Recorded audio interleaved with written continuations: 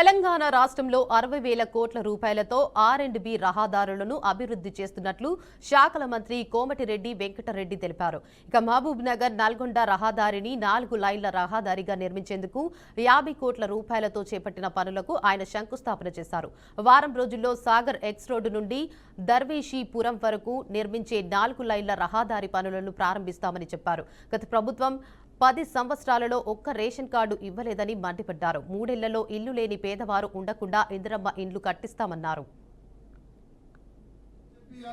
శాఖ మంత్రిగా మన కాన్స్టిట్యూన్సీని మన తెలంగాణ మొత్తాన్ని 60,000 కోట్ల రూపాయలతో 2 ఏళ్లుగా కష్టపడి ఇవన్నీ కూడా రోడ్లు అభివృద్ధి చేసుకుంటూ పోతున్నాం.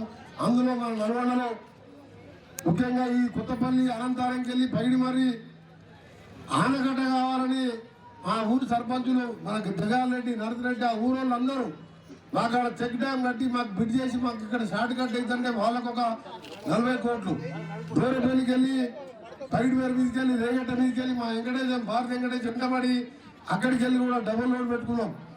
మన తుర్కపల్లి యాచారం కానీ ముషంపల్లి రోడ్డు 100 కోట్ల రోజు మంత్రి అయిన రోజు మొదటి సంతకం నల్గొండ ముషంపల్లి కన్నెకల్లి వెళ్ళి తిప్పర్తి రోడ్డు వరకు రోడ్లన్నీ చేసుకుంటూ ఈ కాలువల లైనింగ్ కోసం కూడా 450 కోట్ల రూపాయలు శాంక్షన్ చేయించి మళ్ళీ ఈ D37 కానీ పిల్ల కాలువలు కానీ అన్నీ కూడా లైనింగ్ చేసుకొని ప్రతి ఎకరానికి సాగునీరు ఇవ్వాలి, ప్రతి రోడ్డు డబుల్ రోడ్ వేయాలి, ప్రతి స్కూల్లో ప్రతి గ్రామంలో డ్రైనేజ్ సిమెంట్ రోడ్లు వేయాలని ఈరోజు మంత్రిగా మీ అందరి ఆశీర్వాదంతో 5 సార్లు ఎమ్మెల్యేగా గెలిపిస్తే ఎక్కడ కూడా చిన్న తప్పు చేయకుండా మీ అందరి కోసం ఎవరు ఇబ్బందులున్నా మీకోసం కష్టపడుతున్న సందర్భం ఇది మంచిది కాదని చెప్పి ఇవాళ R&B శాఖ